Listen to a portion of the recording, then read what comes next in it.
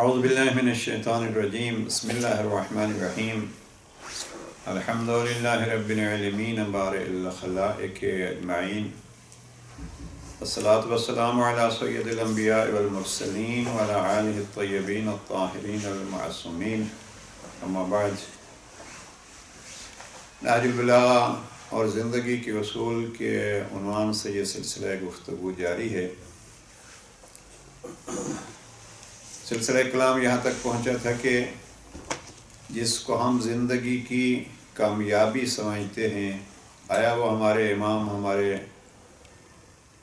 راہبر و رہنما، اس ولی خدا کے نزدیک بھی وہی زندگی کامل ہے یا نہیں؟ حقیقت یہ ہے کہ امیر المومنین کی سیرت کو اگر دیکھا جائے تو انسان اپنی زندگی کی کامیابیوں کو اور زندگی کے اصولوں کو بہتر انداز میں جان سکتا ہے۔ گفتگو ہماری اس دنیا میں کیا ہمارے پاس ہو کہ ہم سمجھتے ہیں یہ زندگی کامیاب ہے، اس کو ہم یہ کہتے ہیں کہ زندگی ہمارے نزدیک کامیاب وہ ہوتی ہے کہ ہم اس دنیا کے مادی وسائل میں سے زیادہ وسائل رکھتے ہوں۔ اور خصوصیت کے ساتھ خط نمبر 207 کے حوالے سے جناب امام کے اس فرمان کو پیش کیا تھا۔ علاء ابن زیاد حارثی کے کھلے گھر کو امام نے دیکھ کے جو جملات ارشاد فرمائے تھے وہ بیان کر چکے ہیں۔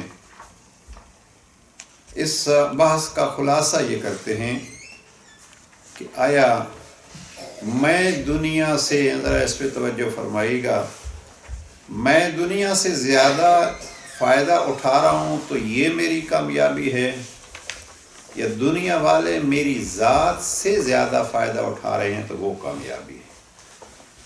اب یہ حقیقت یہی ہے۔ اور اس خط سے بھی آپ اگر دیکھیں، خطبہ 207 میں تو جناب امیر علیہ السلام نے جب حارث حمدانی کے علاء ابن زیاد حارثی کی خطبہ نمبر 207 میں جب یہاں ارشاد فرمایا تو جس کو جناب علاء ایک کامیابی سمجھ رہے تھے، ایک بہترین چیز سمجھ رہے تھے، اس کو امام نے دو پہلوؤں سے پیش کیا۔ تفصیل میں نہیں جاتے۔ ایک یہ ہے کہ اس سے آپ اپنی ذات کے لیے فائدہ اٹھائیے، اور دوسرا یہ ہے کہ اس سے اپنی ذات کے لیے بھی فائدہ اٹھائیے اور دوسروں کو بھی فائدہ دیجیے۔ عرض کر چکا ہوں کہ ہمارے ہاں دین اسلام میں یہ پہلو نہیں ہے کہ آپ اپنے آپ کو دنیا سے کاٹ کے اور دنیا کی مشکلات جھیلنا، برداشت کرنا شروع کر دیں اور یہ کامیابی ہے۔ نہیں، حقیقت یہی ہے کہ آپ جس چیز سے استفادہ کر رہے ہیں اس کو اس قابل بناؤ، خود کو اس قابل بناؤ کہ دوسرے آپ سے زیادہ استفادہ کریں۔ اور یہی پہلو تھا جو جناب امیر علیہ السلام نے جناب علاء کو بتلایا کہ علاء، اس کو میں اپنے رشتہ داروں کا آنا جانا رہے، مہمانوں کا آنا جانا رہے، اور اس کو ذریعہ صلہ رحمی بنائیے۔ اور اس گھرانے کا کمال ہی یہی ہے، انہوں نے سکھایا ہی ہے، کئی دفعہ آپ حضرات سن چکے ہیں۔ اصول زندگی خود قرآن میں ان کی زندگی کا اصول ہے، وَيُطْعِمُونَ الطَّعَامَ عَلَىٰ حُبِّهِ، کہ یہ دوسروں کو کھانا کھلاتے ہیں۔ اب کئی دفعہ میں بھی ممبر سے عرض کر چکا ہوں کہ عَلَىٰ حُبِّهِ، یہ ہی کی ضمیر کہاں پلٹ کے جاتی ہے؟ وہ یُطْعِمُونَ الطَّعَامَ، یہ نہیں فرمایا کہ وہ کھاتے ہیں، حالانکہ کھانا بھی ان کا ایک مخصوص ہے، لیکن یہاں یہ ہے یُطْعِمُونَ الطَّعَامَ عَلَىٰ حُبِّهِ، وہ کھانا کھلاتے ہیں۔ اب کھانا کھلاتے ہیں اس کی محبت میں، کس کی محبت میں؟ دو مرجع اس ضمیر کے ذکر کیے گئے ہیں، اللہ کی محبت میں یا کھانے کی محبت میں۔ میں کہتا ہوں کہ اگر ان دونوں ضمیروں کو اور دونوں مرجع ضمیر کو جمع کر دیا جائے، اللہ کی محبت میں، کھانے کی محبت کے باوجود اور ضرورت کے باوجود وہ دوسروں کو کھلا دیتے ہیں، تو یہی ہے کامیابی، اور یہی سب سے بڑا زندگی کا اصول جو جناب امیر المومنین نے اور اس پورے خاندان نے بتلایا ہے۔ تو اس کو اگر ہم یوں لے کے آگے بڑھیں کہ ہماری زندگی سے جتنا دوسروں کو فائدہ ہوگا اتنا ہی وہ زندگی کی کامیابی کا اور زندگی کا بہترین اصول ہوگا۔ اب فائدہ میں ایک پہلو یہ بھی ہوتا ہے کہ ہم ممکن ہے کسی کے لیے مفید نہ ہوں، تو کیا کیا جائے؟ ہمارے پاس بعض مثلا اوقات یہ ذہن میں رکھا جاتا ہے، اور یہ جن لوگوں کے پاس مالی وسائل نہیں ہوتے بعض وہ گھبراتے ہیں کہ ہمارے پاس کیا ہے، بھئی ہمارے پاس جو ہے اس کو آیا ہم کس انداز میں استعمال کرتے ہیں۔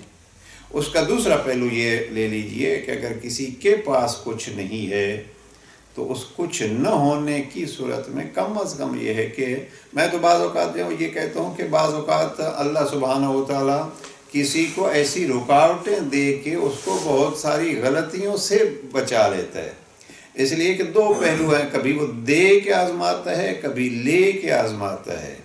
لے کے آزمانا کم آزمائش ہے، یہ ذرا دقیق پوائنٹ ہے۔ لے کے خود ہر انسان اپنے طور پر فیصلہ کر سکتا ہے کہ وہ لے لے تو یہ بڑا امتحان ہے یا وہ دے دے تو بڑا امتحان ہے۔ میں اپنے طور پر سمجھتا ہوں کہ وہ اگر دے دے تو بڑا امتحان ہوتا ہے، اس لیے کہ تاریخ اس چیز کی گواہ ہے کہ جن کو وہ دیتا ہے وہ جلدی اس کو بھول جاتے ہیں، جن کو وہ لے کے آزماتا ہے وہ کبھی نہ کبھی جو ہے وہ خدا کے قریب آ جاتے ہیں۔ تو اگر اس نے لے کے آزمایا ہے تو یہ ہو کہ ہماری وجہ سے کسی کو کم از کم کوئی تکلیف نہ ہو۔ تو بہرحال یہ زندگی کے اصولوں میں سے ایک اصول یہ ذہن میں رکھیے، اور آگے بڑھتے ہیں۔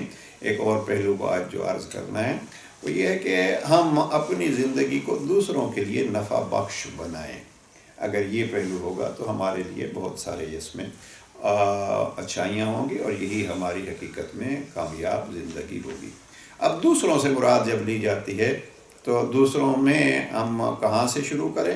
جو سب سے زیادہ ہمارے قریب ہو اس سے شروع کریں۔ اب دوسرے کی بات آتی ہے، بہت سارے افراد ہوتے ہیں وہ دوسروں کے لیے اچھے ہوتے ہیں، لیکن دوسروں کے لیے اچھے کہاں ہوتے ہیں؟ گھر سے باہر اچھے ہوتے ہیں۔ اب جو گھر میں اچھا ہوتا ہے وہ سب سے بہتر ہوتا ہے، اور میں کئی دفعہ یہ عرض کرتا ہوں کہ اگر کسی شخص کو اپنے حقیقت میں پہچاننا ہے تو وہ اپنے گھریلو ماحول اور بالخصوص میاں بیوی جو ہیں وہ ایک دوسرے کا تعلق ان کا کیسا ہوتا ہے۔ اب جناب سیدہ کی ولادت کے ایام بھی ہیں، میں اسی پہ ایک جملہ اضافہ کرتا جاؤں۔ علی علیہ السلام سے زندگی کا ایک اصول گھریلو زندگی کے لیے کیا لیا جا سکتا ہے، وہ یہ ہے کہ آخری وقت جب جناب امیر علیہ السلام اور جناب سیدہ کی وصیت پڑھتے ہیں، اور وہ سارا سلسلہ جناب سیدہ کی زندگی کے آخری لمحات ہیں، وہاں میاں بیوی جو ہیں وہ ایک عجب انداز سے ایک دوسرے کو خدا حافظ کرتے ہیں۔ اب مجھے یقین نہیں، صورت نہیں معلوم، لیکن جملے دونوں ہیں کہ پہلے کس نے جملہ کہا، مجھے لگتا ہے جیسے مجھے یاد آ رہا ہے وہ یہ ہے کہ جناب سیدہ نے پہلے فرمایا یا علی میں دنیا سے جا رہی ہوں، اگر زندگی میں مجھ سے کوئی کوتاہی ہو گئی ہو تو مجھے معاف کر دینا۔ اب ایک معصومہ بی بی اپنے شوہر سے، رسول کی بیٹی جو ہیں وہ اس میں کہہ کیا رہی ہے، یا علی اگر زندگی میں مجھ سے کوئی کوتاہی ہو گئی ہو تو مجھے معاف کرنا۔ اب جواب میں جناب امیر المومنین کیا فرماتے ہیں، بنت رسول میری وجہ سے زندگی میں آپ کو تکلیفیں ہوئی ہیں وہ مجھے معاف کرنا۔ وہ اس کو اب بہت اچھی بات ہے، اور آپ احباب سے اور جہاں تک آواز جا رہی ہے، پروردگار ہمارے دوست محترم قبلہ مولانا غلام حسین عدیل صاحب کو صحت و سلامتی عطا فرمائے کہ اس ہدایت ٹی وی کے ذریعے سے ہم جیسے طلباء کی آواز بھی دور دور تک پہنچ جاتی ہے۔ تو اس میں جہاں تک یہ صدا جا رہی ہے، عزیزان ہمیں شروع کہاں سے کرنا ہے؟ ہم اگر زندگی کی اصلاح چاہتے ہیں تو سب سے پہلے جو ہے وہ یہ مرحلہ ہے اپنے میاں بیوی کے تعلقات، اور آج جو بالخصوص پیرنٹنگز کے مسائل بن رہے ہیں اس میں اصل جو مسئلہ ہے وہ یہ ہے کہ یہ شادیوں کے مسائل جو ہیں وہ کیسے ہیں، میاں بیوی کا تعلق کیسے ہے۔ مولانا مرحوم پروردگار غریق رحمت فرمائے شمیع السبطین صاحب فرمایا کرتے تھے کہ وہ مثال بڑی دیتے تھے کہ یہ بہت سارے بزرگان دیتے رہتے ہیں، بہرحال ان کا ذکر آ گیا ہے تو دعا بھی ہو گئی کہ یہ میاں بیوی جو ہیں وہ گاڑی کے 2 وہیل ہیں، 2 ٹائر ہیں، 2 پہیے ہیں۔ اب اگر ایک میں تھوڑی سی کوتاہی ہوگی تو پیچھے جو پیسنجرز ہیں، جو سواریاں بیٹھی ہیں، ان سب کو تکلیف ہوگی۔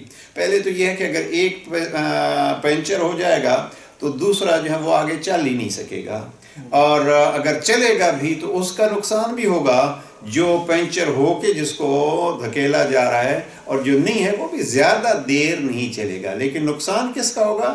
جس نے اس پہ سواری کی ہوئی تھی اور جس کو مقصد تک پہنچنا تھا۔ بہت پیاری اور بہت خوبصورت مثال ہے۔ اگر یہ 2 پہیے ایک دوسرے کا ساتھ دیتے ہوئے چلتے رہیں، ابھی جو سائیکل ہو یا موٹر سائیکل ہو تو اس کے تو ہیں ہی 2 پہیے، تو اس لیے یہ بہت سارے چھوٹی چھوٹی جگہوں سے جو ہیں وہ گزر جاتے ہیں۔ لہٰذا اگر ہم ایک کام جو کمیونٹی میں ضروری ہے وہ یہ ہے کہ شادی سے پہلے شادی کے اصول بیان ہونے چاہیے، اور وہ کہاں سے بیان ہو سکتے ہیں؟ اللہ نے جن بیویوں کو معصومہ کہا ہے، ایک ہیں جناب مریم اور جن کی طہارت کی گواہی دی ہے، اور ایک ہیں جناب زہرا سلام اللہ علیہ۔ جناب مریم کے لیے تو وہ سلسلہ کہ اللہ سبحانہ و تعالیٰ نے جوڑا ہی نہیں بنایا، اور یہاں جناب سیدہ کے حوالے سے یہ خود ایک بہت بڑا درس ہے۔ ہمیں اصول زندگی اور ازدواجی معاملات کے اصول اس جوڑے سے سیکھنے چاہیے۔ یہ حقیقت ہوگی کہ ہم کہتے ہیں ہم نہج البلاغہ سے اصول زندگی جو ہیں وہ سیکھیں۔ اب اگر یہ موضوع ہو تو اس میں تفصیل میں تقریباً 13 جگہ پہ خواتین کا تذکرہ جناب امیر المومنین نے کیا۔ ایک بہت بڑا موضوع ہے اور بہت ضروری موضوع ہے۔ جناب امیر علیہ السلام نے خواتین کو کیسے، کس انداز سے پیش کیا۔ میرا جو پسندیدہ جملہ ہے اور میں اکثر عرض کیا کرتا ہوں، اور میں ان ایام ولادت و شہادت جناب سیدہ پہ مختلف جگہ پہ جہاں بھی کچھ کہنے کا موقع ملا، ایک جملہ جو جناب امیر المومنین نے جناب سیدہ کی عظمت کے لیے بیان کیا ہے، خط 28 میں جناب امام فرماتے ہیں منا خیر النساء العالمین، عالمین کی بہترین مستور ہم میں سے ہے۔ یعنی اب یہ وہ مقام ہے جہاں علی جیسا امام اپنے فضائل بیان کرتے کرتے، اسی خط میں امام فرماتے ہیں کہ کتاب اللہ یجمع لنا ما شذ عنا، کہ ہم جو اپنے فضائل بیان کرتے ہیں، ہم سے جو فضائل ہم بیان نہیں کر پاتے، ہم سے رہ جاتے ہیں، وہ ہمارے لیے اللہ کی کتاب جمع کر دیتی ہے۔ اب یہ فضائل آپ نے، لیکن وہاں جو فضیلتیں گنوائی ہیں تو ایک فضیلت یہ ہے کہ منا خیر النساء العالمین، کائنات کی بہترین خاتون ہم میں سے ہے۔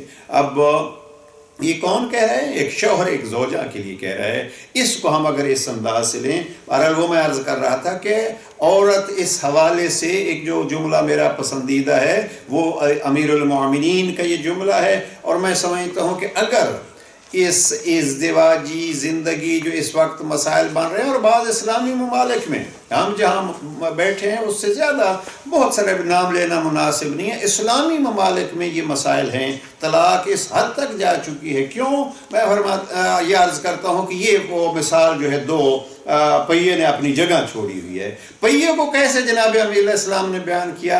امام علیہ السلام فرماتے ہیں المرأۃ ریحانۃ لا کہرمانہ، یہ خط 31 کا جملہ ہے۔ جناب امام حسن علیہ السلام کو وصیت فرماتے ہیں، اس وصیت میں فرماتے ہیں بیٹا یاد رکھو عورت خوشبودار پھول ہے، یہ کوئی میدان کا قہرمان اور پہلوان نہیں ہے۔ اب اگر مرد اور عورت دونوں اس چیز کو سمجھ لیں، اب اس کو بعض اوقات جو ہیں وہ میں نے عرض کیا نہج البلاغہ پہ ایک بہت بڑا اعتراض اور 8 اعتراضات جو یہاں UK سے کیے گئے۔ پہلا اعتراض یہی ہے کہ جناب امیر علیہ السلام خواتین کے لیے کیا کہتے ہیں۔ میں کہتا ہوں بس اسی ایک جملے کو اگر ذہن میں رکھ لیجئے، امیر المومنین نے جو مقام خاتون بتلایا وہ کیا بتلایا؟ المرأۃ ریحانۃ لا کہرمانہ۔ اگر یہ دونوں سائیڈوں پہ آ جائے ذہن میں تو پھر زندگی ازدواجی بہتر سے بہتر ہو سکتی ہے۔ اب وہ موضوع ہمارا نہیں ہے، ورنہ اس کو دیکھیے گا خط 28 کے اس جملے کو میں نے بہت گفتگو کی ہے اس دفعہ اس فرمان امام پہ، منا خیر النساء العالمین، وہاں نہیں پہنچ سکی۔ اب ایک جملہ میں یہ کہتا ہوں کہ اگر ایک جملے میں شوہر زوجہ کی تعریف کرتا ہے تو بی بی کا وہ خطبہ فدقیہ پڑھ لیجئے۔ میں کہتا ہوں یا علی آپ نے ایک جملے میں بی بی کی تعریف کی ہے، اور یہ چونکہ جناب سیدہ سے بہت بعد کا خطبہ ہے، یہ جو یہ جو جہاں فرمایا خط 28 جو بہت بعد کا ہے، جہاں فرمایا منا خیر نساء العالمین، لیکن اس سے پہلے جناب سیدہ کا خطبہ دیکھیے۔ اب جناب سیدہ کا خطبہ جس کو خطبہ فدقیہ کہتے ہیں اس میں بھی فضائل ہیں، لیکن بالخصوص جناب سیدہ نے جو خطبہ مدینہ کی مہاجرین و انصار کی عورتوں کے سامنے بیان کیا، میں کہتا ہوں وہ تو خطبہ ہے ہی فضائل امیر المومنین میں۔ اب اس کو ہم مثلا جناب سیدہ فرماتے ہیں آپ جانتے ہو کہ میرا شوہر وہ تھا کہ جب بھی کہیں کسی شیطان نے سر اٹھایا تو میرے بابا نے اس شیطان کے سر کو جھکانے کے لیے اپنے ام زاد علی ابن ابی طالب کو بھیجا۔ جب شیطان نے کہیں فتنے کی آگ جلائی تو میرے بابا نے اس آگ کو خاموش کرنے کے لیے علی کو آگے بھیجا۔ اس انداز میں تعارف کرا رہی ہیں جناب سیدہ۔ تو خلاصہ یہ ہے کہ اگر ہم دوسروں کے لیے مفید ہوں، بات پھیل گئی، سب سے مہم یہ ہے کہ ہم اپنے گھر میں ایک دوسرے کے لیے مفید ہوں۔ ان فرامین جناب سیدہ و جناب امیر المومنین سے ایک چیز یہ آتی ہے نظر، جو پہلے عرض کر چکا ہوں کہ اگر کہیں ایک دوسرے سے خطا ہو جائے، غلطی ہو جائے تو اس کی معافی مانگ لینا چاہیے۔ میں کچھ تحریر لکھ رہا تھا حقوق اموات پہ۔ اب حقوق اموات پہ ایک تو یہ فقہی مسئلہ جو ہے وہ سامنے آیا ہے، اور حدیث کے حوالے سے یہ جو نماز وحشت پہ ہمارے ہاں بہت زور دیا جاتا ہے، اس حدیث جو ہے وہ بہت فائدہ ہے۔ پہلی مشکل ہے حدیث کیا نماز وحشت، لیکن نماز وحشت جس حدیث میں آئی ہے وہاں لکھا یہ ہے کہ میت کو پہلی رات بڑی مشکل ہوتی ہے، اس کی مشکل کے لیے آپ صدقہ دیجئے۔ یہ ایک آپ صدقہ دیجئے، اگر صدقہ نہیں دے سکتے تو آپ یہ 2 رکعت نماز پڑھیے۔ ابھی ہمارے ہاں جو ہے وہ اس پہلے حصے کو بھلا دیا جاتا ہے اور فقط نماز وحشت پہ یہ حدیث میں نے پھر اس کو بڑی دقت سے پڑھا ہے کہ یہ حدیث ایسے ہے کہ اگر میت کی پہلی رات جو ہے وہ مشکل ہے اور اگر ہو سکے تو آپ اس کے لیے اس کے بہاف جو ہے وہ صدقہ دیجئے۔ ویسے نماز جو ہے وہ کوئی وقت معین نہیں ہوتا کہ آپ پہلی رات ہی پڑھیں، نماز کی بھی تاکید ہے، لیکن نماز کی یہ ترتیب ہے کہ پہلے آپ اگر صدقہ دیں، کیا خوب ہوگا کہ ہم صدقہ بھی دیں اور پھر ہم نماز بھی پڑھ لیں، اس لیے کہ وہ کریم۔ بہرحال عرض یہ کر رہا تھا کہ ہم اگر اس انداز سے کہ کوئی ہماری، میں نے جو چیز نقل کرنا چاہتا تھا وہ یہ ہے کہ ہم آخری وقت تک انتظار کرتے ہیں کوئی ہماری نمازیں پڑھا دے گا، کوئی ہمارے لیے استغفار کر لے گا، تو وہاں میں نے یہ لکھا بھی ہے کہ بجائے کسی کی انتظار کے جب ہم اپنی نہیں کر سکتے تو کوئی ہمارے لیے کیا کرے گا۔ اسی طریقے پہ جس چیز کو عرض کرنا چاہتا ہوں، میاں بیوی بھی اگر زندگی میں ایک دوسرے سے کبھی کوتاہی ہو جاتی ہے تو اس کو اپنی زندگی میں معاف کر دینا چاہیے۔ تو یہ بات جو ہے پھیل گئی۔ اگر ہم اس انداز سے زندگی کے اصول بنائیں گے جیسے علی و بطول نے بنائے ہیں تو یہ ازدواجی زندگی بھی ایک پرسکون زندگی گزرے گی۔ پرسکون زندگی اور مالیات سے بھری زندگی میں فرق کیا ہوتا ہے؟ بعض بزرگان بڑا خوب جملہ فرماتے ہیں، جن کے پاس بہت زیادہ ہوتی ہے ان کی نیند سب سے زیادہ خراب ہوتی ہے، اس لیے کہ وہ نماز کی حد تک بھی پھر وہ اپنے حساب کتاب میں پڑے رہتے ہیں۔ لیکن جیسے عرض کر چکے ہیں کہ یہ اللہ کے خط کے حوالے سے کہیں مالیات کے دین میں مذمت نہیں کی گئی، مال کا غلام بننے کی مذمت کی گئی ہے۔ یا دنیا غری غیری، علی فرماتے ہیں جا دنیا کسی اور کو دھوکہ دے۔ اگر انسان دنیا کے دھوکے میں آ جائے تو یہ دنیا بری ہے، اگر انسان اس دنیا کا مالک بن کے رہے کہ مجھے اس مالک نے دی ہے، اس وقت میں اس کا مالک ہوں، تو وہ اس دینے والے مالک کی مرضی کے مطابق خرچ کرے، تو یہی بہترین دنیا ہے۔ بہرحال اگر ہم اپنی زندگی کو بہترین بنانا چاہتے ہیں اور اس عنوان سے بنانا چاہتے ہیں کہ جیسے جناب امیر علیہ السلام کا ایک فرمان میں چاہتا تھا کہ آج اس کو نقل کریں، اور وہ فرمان یہ ہے کہ عاتب اخاک بالاحسان الیہ، بڑا مشہور فرمان جناب امام کا، کہ اپنے بھائی کو سزا دو۔ حالیہ آپ سزا کا کہہ رہے ہیں، عاتب اخاک، سزا دو اس کو، سختی کرو اس پہ اور انتقام لو اس سے۔ عاتب اخاک، پھر کیا؟ بالاحسان الیہ، امیر فرماتے ہیں اپنے بھائی کو سزا دو اس پر احسان کر کے۔ یہ ہے زندگی کا ایک اصول جو جناب امیر المومنین نے بتلایا۔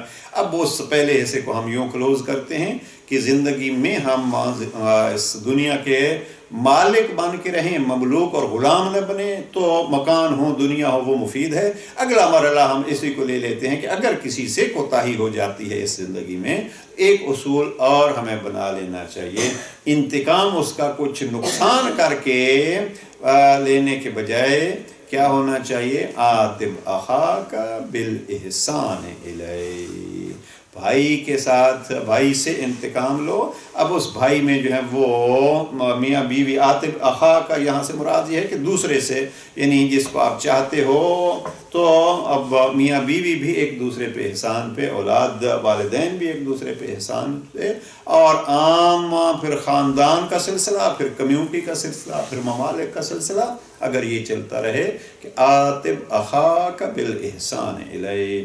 اب اس جملے کو جتنا پھیلایا جائے پھیلایا جا سکتا ہے۔ بارہا یہ عرض کر چکا ہوں اور دوبارہ یہ گزارش کر رہا ہوں کہ کاش ہمارے ہاں یہ فرامین امیر المومنین اس انداز میں پھیل سکتے۔ اور ابھی خود ایک جملہ ہی نہیں سمجھ آتا کہ جب زندگی کے اختتام پہ امیر المومنین یہ کہتے ہیں فزت برب الکعبہ۔ میں اکثر یہ سائیکالوجی کے جو پروفیسرز وغیرہ اور ان کی کتابیں پڑھتا بھی رہتا ہوں اور بعض اوقات سنتا بھی رہتا ہوں، تو کئی افراد کے جو ہیں وہ کئی گھنٹوں کی اور کئی سالوں کی محنت کتاب لکھی ہے، یہ تقریر کی ہے۔ میں چونکہ کچھ طبیعت ایسی بن چکی ہے کہ سب کو پرکھتا ہوں تو نہج البلاغہ کے حوالے سے اور کلام جناب امیر علیہ السلام سے، تو میں شعر بہت پڑھا کرتا تھا، بہت ٹائم ہو گیا چھوڑ دیا ہے وہ، کہ علی ملے، نجمہ فندی مرحوم کا یہ شعر ہے کہ علی ملے تو ملے خانہ خدا سے، ہمیں خدا کو ڈھونڈا تو وہ بھی علی کے گھر سے ملا۔ تو یہ حقیقت میں ہے وہ کچھ طبیعت اس انداز سے کہ ہر چیز کو پرکھتا ہوں۔ اس کوشش یہ ہے، آپ احباب الحمدللہ یہ زحمت کرتے ہیں اور یہ ایک سلسلہ ہمارا جو یہاں کئی سالوں سے چل رہا ہے، لیکن مزید کوشش کی ضرورت ہے کہ ہم کلام امیر المومنین کو عام کریں، اور کلام امیر المومنین جتنا عام ہوگا اتنا ہی لوگ اس سے مستفید ہوں گے، اور پھر اس گھرانے کا وہ دعویٰ کہ لو علم الناس محاسن کلامنا، اگر لوگ ہمارے کلام کی اچھائیوں کو جان لیں تو یقیناً وہ ہمارے اطاعت گزار بن جائیں۔ لہٰذا یہ چھوٹے چھوٹے جملے ہم پہلے خود تلاش کریں اور پھر دوسروں تک ان کو پہنچائیں۔ تو اس کو ہم جمع کرتے ہیں یوں کہ اگر اس دنیا میں رہنا ہے حد اعتدال، اور جناب امیر علیہ السلام کا یہ خط 207 اس کی بہترین مثال ہے۔ ایک صلوات پڑھ لیجیے محمد صلی اللہ علیہ وسلم۔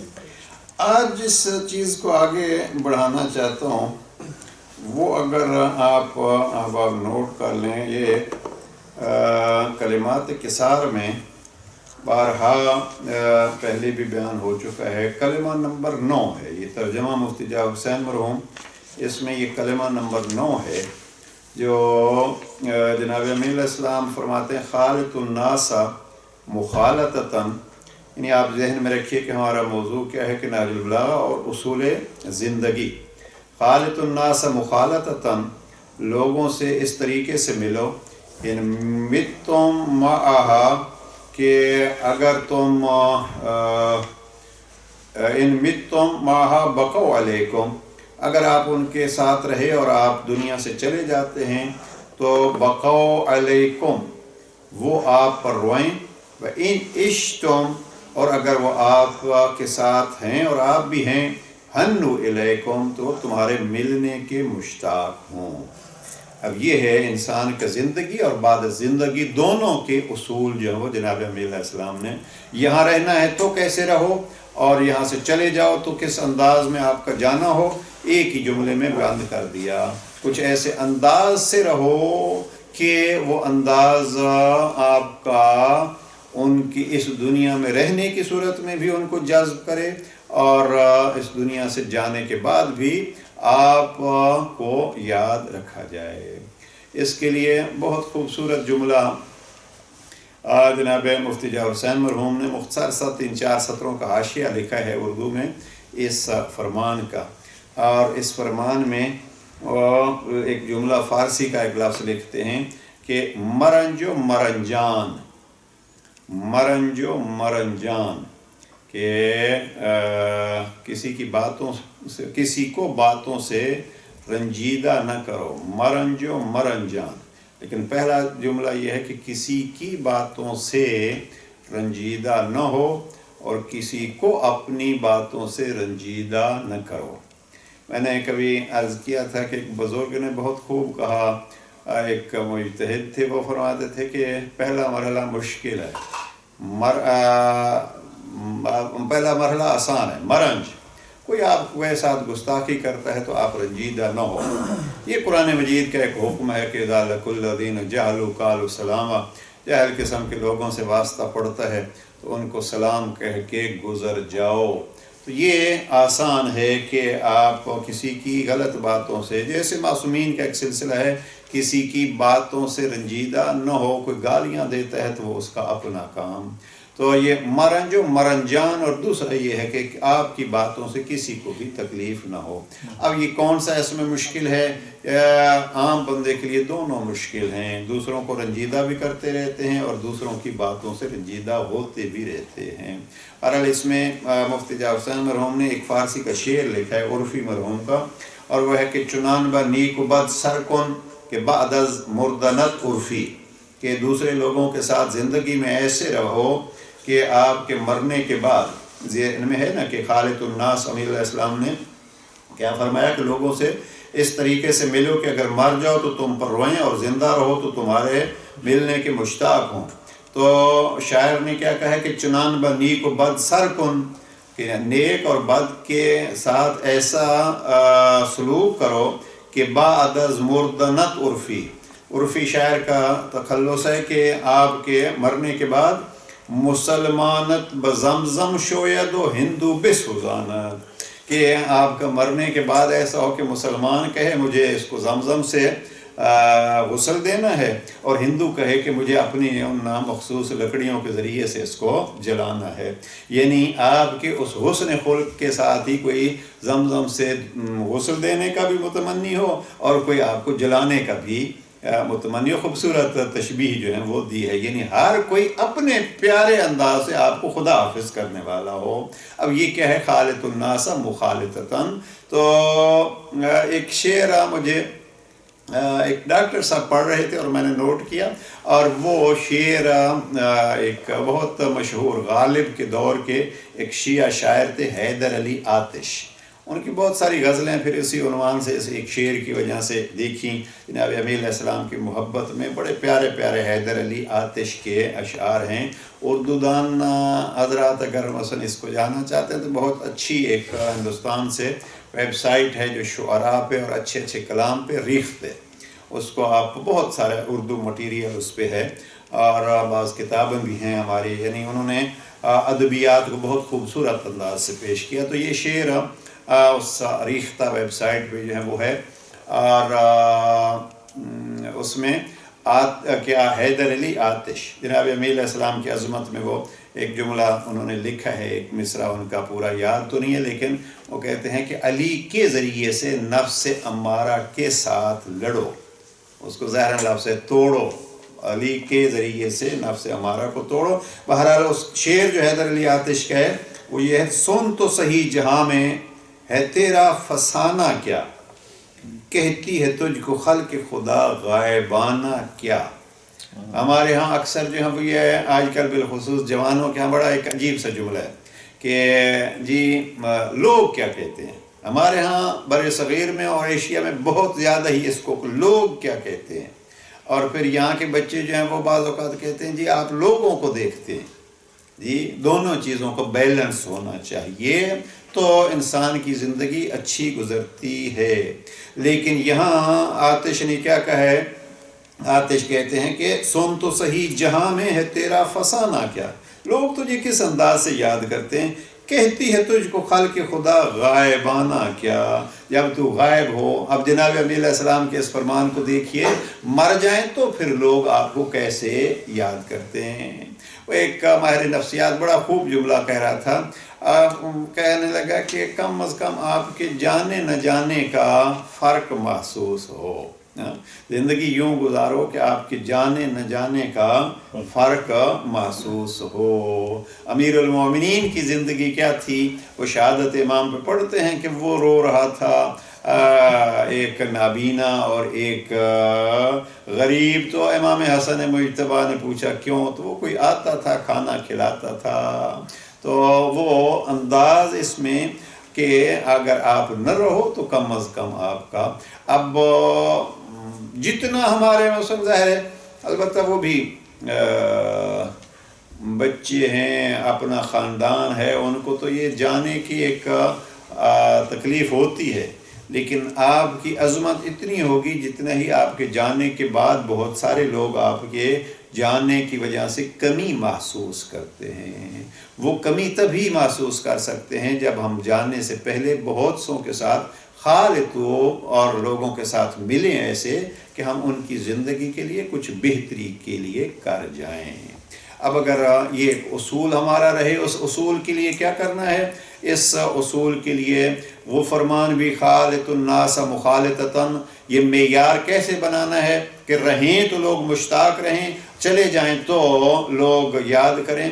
اس کے لیے ابھی بہت سارے درجنوں فرامین جناب امیر علیہ السلام یہاں موجود ہیں۔ ایک جو میں نے پہلے عرض کیا ہے اس کو اپنایا جا سکتا ہے۔ یہ ذرا یعنی بحث کو ہم اگر اس انداز سے پیش کریں کہ ہمیں کیسے زندگی گزارنی چاہیے کہ ہم رہیں تو لوگ مشتاق رہیں اور چلے جائیں تو لوگ روئیں۔ البتہ یہ بھی ذہن میں رکھیے کہ یہی کمال نہیں ہوتا۔ میں کہیں دیکھ رہا تھا اور مجھے بڑا تعجب ہوا، میں نے پہلی دفعہ اس پہلو کو دیکھا کہ جناب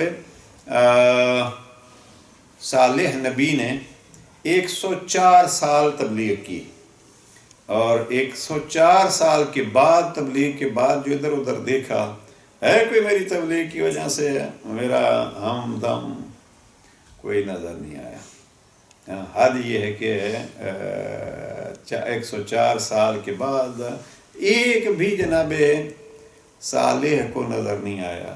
پھر اللہ کا وہ نبی گھبرایا نہیں، پھر تبلیغ کے لیے نکل پڑا۔ ہے کوئی جو اس خدا کو مانے؟ ایک خطیب ہمارے مرحوم پروردگار مغفرت فرمائے جملے کو بڑے پیارے انداز میں کہتے تھے، وہ کہنے لگے صالح تو اکیلا ہمارے ساتھ کیوں نہیں مل جاتا، ہمیں کیوں دعوت دیتے ہیں اپنی طرف؟ اب زمانہ جو یہ کہتا ہے کہ صالح تجھے 104 سال ہو گئے لگے ہمیں بلانے، کوئی نہیں آتا تو ہمارے طرف آ۔ اب یہ اللہ والوں کی مضبوطی یہی ہوتی ہے کہ 104 سال گزر جائیں کوئی بھی نہیں آتا، تو وہ چونکہ کوئی بھی نہیں آتا، وہ تو ہے جو سب کچھ ہے، اگر اس کے ساتھ تعلق ہو تو پھر انسان کی زندگی۔ تو پھر انہوں نے وہ کیا کہ جناب ہم آپ کی طرف آتے ہیں، لیکن آپ کا خدا کیا ہماری بات سنے گا؟ کہا سناؤ، کیا سنانی ہے؟ تو انہوں نے کہا کہ وہ اونٹنی اور اونٹنی کا بچہ اور وہ سارا جو معجزات، اور پھر آگے آپ کو معلوم ہے قرآن کے اندر ہی موجود ہے کہ اس اونٹنی کو بھی وہ برداشت نہ کر سکے۔ تو یہ نہ ماننے والے نہیں مانتے اس انداز میں۔ البتہ ہمیں یہ دیکھنا یہ کہ جناب امیر علیہ السلام کو ہم کتنا مانتے ہیں، آیا ہم ان اصولوں کو مانتے ہیں؟ تو بہرحال خالط الناس مخالطتاً، لوگوں کے ساتھ ملو ایسے۔ تو ایک یہ ہے کہ آتب اخاک بالاحسان الیہ، دوسرا اسی کلمہ کے ساتھ جو ہے وہ کلمہ 10 جو ہے اس کو بھی اپنی زندگی میں اپنانا چاہیے. اور یہ اصول زندگی میں ایسا پہلو ہے کہ خالط الناس مخالطتاً کا مستحق ہمیں بنا سکتا ہے. اور وہ کیا ہے؟ اذا قدرت علی عدوک فاجعل العفو عنہ شکرا للقدرت علیہ. یہ نہج البلاغہ کا تیسرا حصہ کلمات کسار میں، دشمن پر قابو پاؤ تو اس قابو پانے کا شکرانہ اس کو معاف کر دینا قرار دو. عجب جملہ. یہ اس دفعہ لاہور میں ایک نہج البلاغہ کانفرنس تھی اور وہاں ایک سنی خطیب تھے علماء میں سے. انہوں نے اپنے پورے اس گفتگو کا اسی فرمان کو عنوان بنایا کہ ہے کوئی جو اس انداز سے نہ فقط یہ ہے کہ کہے بلکہ امیر المؤمنین نے زندگی میں اس کو کر کے دکھایا. اور بہت ساری مثالیں اس کی دی جا سکتی ہیں. کل پرسوں یہیں اسی امام برگاہ میں ایک عزیز کچھ سوالات کر رہے تھے کہ جناب امیر علیہ السلام نے جنگ صفین میں کیا کیا. میں نے ان کو عرض کیا کہ جنگ صفین کی ابتدا میں علی کی عظمت تو ظاہر ہو گئی تھی. جب چند دن حاکم شام کی فوج نے پانی بند کیے رکھا اور کسی کو پانی پینے کی اجازت نہیں تھی اس لیے کہ ان کا قبضہ تھا. وہیں پانی پہ جب قبضہ جناب امیر کا ہوا تو اب یہ فرق ہوتا ہے کہ جناب امیر علیہ السلام کے ساتھی بھی ظاہر مختلف معیار کے تھے، درجات کے تھے. انہوں نے کہا یا علی اب ہم پانی نہیں پلانے دیں گے. جناب امیر علیہ السلام نے فرمایا نہیں، وہ ان کا کام تھا، ہمارا کام وہ نہیں ہے. اس مثال کو آپ دیکھیے. اور مولانا روم نے مثنوی میں کوئی 52 اشعار اس موضوع کو لے لیے ہیں جناب امیر علیہ السلام کے خلوص کے حوالے سے. اور ایسے ایسے الفاظ ہیں مولانا روم کے جہاں جناب امیر علیہ السلام کے عمرو ابن عبد ود کے سینے سے اتر آنے کو مولانا روم نے عجب انداز میں کہا کہ یہ تو کار خدائی ہے. یہ کار خدائی ہے، یہ اللہ والا فعل ہے کہ اللہ جو ہے وہ اپنے دشمنوں کو معاف کر دیتا ہے. تو جناب امیر علیہ السلام جو ہے وہ عمرو ابن عبد ود کے سینے سے اتر جاتے ہیں. لفظ ود جو ہے وہ قرآن مجید میں اس بت کا نام ود ہے، عمرو ابن عبد ود. تو 3 بتوں کا ایک ساتھ نام ہے اور اکثر جو ہے وہ ہمارے ہاں عمرو ابن عبد ود پڑھا جاتا ہے. یہ لفظ ود ہے قرآن مجید کے حوالے سے. تو بہرحال جناب امیر علیہ السلام نے دشمنوں کو نہ فقط یہاں یہ کہا کہ اذا قدرت علی عدوک فاجعل العفو عنہ شکرا للقدرت علیہ. اگر دشمن پر قابو پالو تو اس طاقت دینے کا شکرانہ کیا ادا کرنا ہے کہ اس کو معاف کر دو. اب یہ اگر پہلو ہم اپنائیں تو یقیناً یہ ہمارے اس اصول کے لیے مددگار ثابت ہوگا کہ لوگوں کے ساتھ ایسے رہو جیسے آپ کے جانے کے بعد آپ کے اوپر روئیں اور زندگی میں آپ کے مشتاق ہوں. تو اس کے لیے ایک اصول یہ ہو جائے گا کہ دشمن سے بھی اپنی طاقت کے شکرانے کے طور پر عفو درگزر کرو. اب دشمن سے اگر عفو درگزر میں یہ پہلو ہے تو پھر انسان اگر خود اپنے پیاروں کے ساتھ اس کا تعلق کیسے ہوگا. اور اس حوالے سے جو ہے وہ جناب امیر علیہ السلام کا یہ فرمان، بلکہ یہ 2 فرمان، فرمان نمبر 9 اور فرمان نمبر 10 جو ہے وہ ذہن میں رہے. ایک صلوات پڑھ لیجیے محمد و آل محمد. اللهم صل على محمد وعلى محمد وعجل. اور اس انداز سے رہنے کے لیے ایک اصول مختصر سا خطبہ ہے جناب امیر علیہ السلام کا، خطبہ نمبر 134 134. البتہ اس میں جو انگلش میں ذہن میں رکھیے گا کہ یہ 136 ہوگا. یہ اردو ترجمہ میں بھی جیسے مولانا ذیشان درجوادی صاحب کا ترجمہ ہے تو وہ 136. یہ مفتی جعفر حسین مرحوم کے ترجمے کے مطابق 134.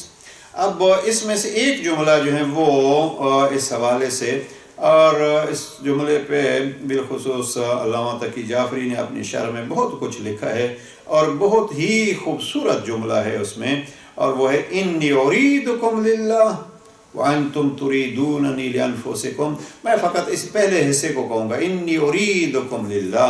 अली अलैहिस्सलाम फरमाते हैं कि मैं तुम्हें अल्लाह के लिए चाहता हूँ। अब अगर हम ये उसूल अपना लें, मैं तुम्हें अल्लाह के लिए चाहता हूँ। अब दूसरा हमें किस लिए चाहता है?